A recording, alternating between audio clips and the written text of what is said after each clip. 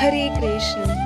भक्तजनों, शास्त्र पढ़ना, कथा सुनना, चिंतन मनन करना, सत्संग में उपस्थित होना, जप तप ध्यान भजन करना, एकांतवास मौन धारण, यज्ञ हवन दान दक्षिणा देना और व्रत उपवास करना, यह सब ऐसे कर्म हैं जैसे कोई व्यक्ति अपने मन रूपी कुएं में से पुरुषार्थ रूपी रस्सी की सहायता से जल निकालकर जीवन रूपी खेत को सींच रहा हो और जिसके फलस्वरूप जीवन हरा भरा हो रहा है।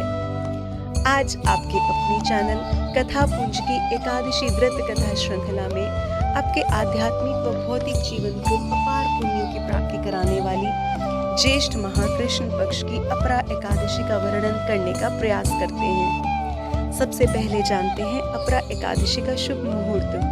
अपरा एकादशी के व्रत के पालन की तिथि होगी 26 मई 2022 दिन बृहस्पतिवार। एकादशी तिथि का प्रारंभ होगा 25 मई 2022 दिन बुधवार प्रातः 10:32 से और एकादशी तिथि की समाप्ति होगी 26 मई 2022 दिन बृहस्पतिवार प्रातः 10:54 पर। एकादशी के व्रत के पारण का उत्तम समय होगा 27 मई 2022 दिन शुक्रवार प्रातः 5:20 से प्रातः 8:25 तक। अपरा एकादशी का महत्व जानते हैं। ज्येष्ठ माह के कृष्ण पक्ष की एकादशी तिथि को अपरा या अचला एकादशी कहा जाता है। अपरा एकादशी पाप कर्मों से छुटकारा प्रदान करती है। अपरा एकादशी भौतिक सुखों में वृद्धि करती है तथा साथ ही आध्यात्मिक ज्ञान को भी पुष्ट करती है। अपरा एकादशी का व्रत उत्तम पुण्यों को प्रदान करने वाला और समस्त पापों को नष्ट करने वाला है। परम कल्याणमयी अपरा एकादशी का महत्व भी अपार है। भक्त वत्सल भगवान श्री कृष्ण जी अपरा एकादशी के महत्व को महाराज युधिष्ठिर से बताते हुए कहते हैं कि हे राजन, ज्येष्ठ माह के कृष्ण पक्ष की एकादशी का नाम अपरा है। यह पुण्य प्रदान करने वाली है।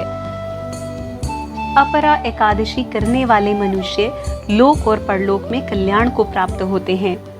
अपरा एकादशी के व्रत के प्रभाव से ब्रह्म हत्या, प्रेत योनि, दूसरे की निंदा करने का अपराध सभी नष्ट हो जाते हैं। इस व्रत के प्रभाव से किसी के लिए झूठी गवाही देना, पर स्त्री गमन करना, असत्य भाषण करना, झूठे वेद पढ़ना, झूठे शास्त्र बनाना, झूठे ज्योतिषी, झूठे वैद्य आदि सभी प्रकार के पाप नष्ट हो जाते हैं। जो क्षत्रिय युद्ध क्षेत्र से भाग जाए तो वह नरक को जाता है। जो शिष्य गुरु से विद्या ग्रहण करने के बाद उनकी निंदा करे वह अवश्य ही नरक को जाते हैं। इस प्रकार के पाप भी अपरा एकादशी का व्रत करने से नगण्य हो जाते हैं। जो फल तीनों पुष्करों में स्नान करने से या कार्तिक मास में स्नान करने से अथवा गंगा जी के तट पर पितरों को पिंड दान करने से या सिंह राशि वालों को बृहस्पति के दिन गोमती में स्नान करने से, कुंभ में श्री केदारनाथ जी के दर्शन करने से तथा बद्रिक आश्रम में रहने से तथा सूर्य चंद्र ग्रहण में कुरुक्षेत्र में स्नान करने से मिलता है, वह फल अपरा एकादशी के व्रत के बराबर है। यदि मन में पाप कर्मों से मुक्ति की सच्ची भावना हो तो यह कल्याणकारी अपरा एकादशी व्रत आपका अत्यधिक कल्याण करेगा। हाथी घोड़े के दान से, यज्ञ में स्वर्ण दान से जो फल मिलता है वह अपरा एकादशी के फल के समान होता है। अपरा एकादशी के दिन भक्ति पूर्वक भगवान श्री हरि विष्णु जी का पूजन करना चाहिए। भगवान श्री कृष्ण जी महाराज युधिष्ठिर से एक पौराणिक कथा कहते हैं। ध्यान से सुनिए। एक बार एक राज्य में महीध्वज नामक एक अत्यंत धर्मात्मा राज्य किया करते थे। राजा महीध्वज जितने नेक थे, जितने अच्छे थे, उतना ही उनका छोटा भाई वज्रध्वज पापी था।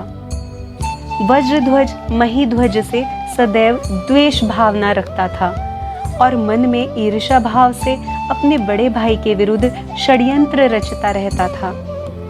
एक बार वह अपने षड्यंत्र में कामयाब हो जाता है और अपने बड़े भाई राजा महीध्वज को मारकर जंगल में पीपल के पेड़ के नीचे दबा देता है और स्वयं राजा बनकर राज्य करने लगता है।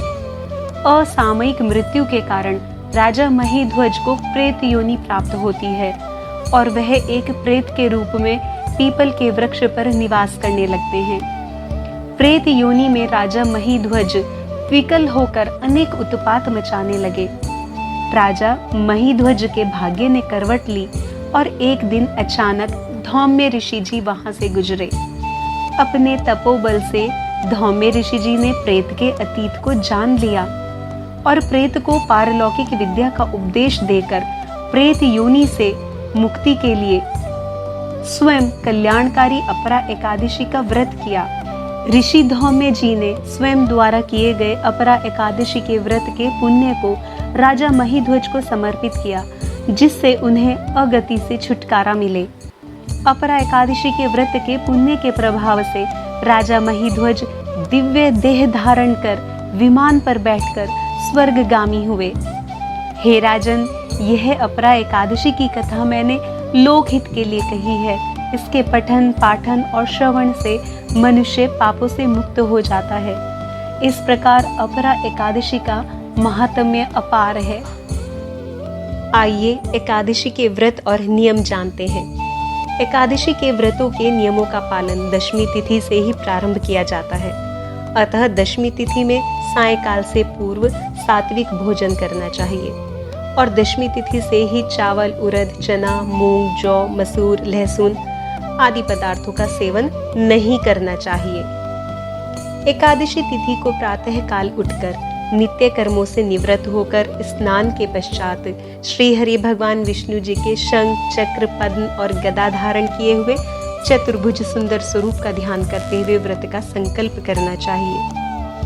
भगवान श्री हरि विष्णु जी और माता लक्ष्मी जी को धूप, दीप, नैवेद्य, ऋतुफल, तुलसी पत्र और पंचामृत समर्पित करते हुए पूजन और अर्चन करना चाहिए। भगवान श्री हरि विष्णु जी के समक्ष व्रत कथा का पठन और श्रवण करें। व्रत के पालन करने वाले को तन और मन से शुद्ध सात्विक गुणों का पालन करना चाहिए। शांत रहकर भगवान श्री हरि विष्णु जी का मन ही मन स्मरण करें। श्रीमद् भागवत गीता जी का पठन करें। संध्या के समय श्री हरि विष्णु जी की आरती करें और एक समय फलाहार करें। यदि किसी कारण से श्रद्धालु व्रत नहीं रख सकते तो कोई बात नहीं, लेकिन एकादशी के दिन चावल का अन्न का प्रयोग ना करें। एकादशी की रात्रि में जागरण व कीर्तन का भी विधान बताया गया है। व्रत से अगले दिन पारण नियत समय पर करें और पारण करने से पहले किसी ब्राह्मण को सामर्थ्य अनुसार दान और दक्षिणा अवश्य दें। आइए अपने आध्यात्मिक व भौतिक जगत में उत्थान के लिए एकादशी का व्रत करें। यदि हमारे इस प्रेम पूर्वक प्रयास से आप भगवान श्री हरि जी की भक्ति धारा से स्वयं को जोड़ने में सफल होते हैं तो भक्ति रस की इस श्रृंखला को टूटने मत दीजिए और सभी भक्तों को भक्ति रस प्रदान करते हुए इस कथा को शेयर, चैनल को सब्सक्राइब और लाइक कीजिए। हरे कृष्ण।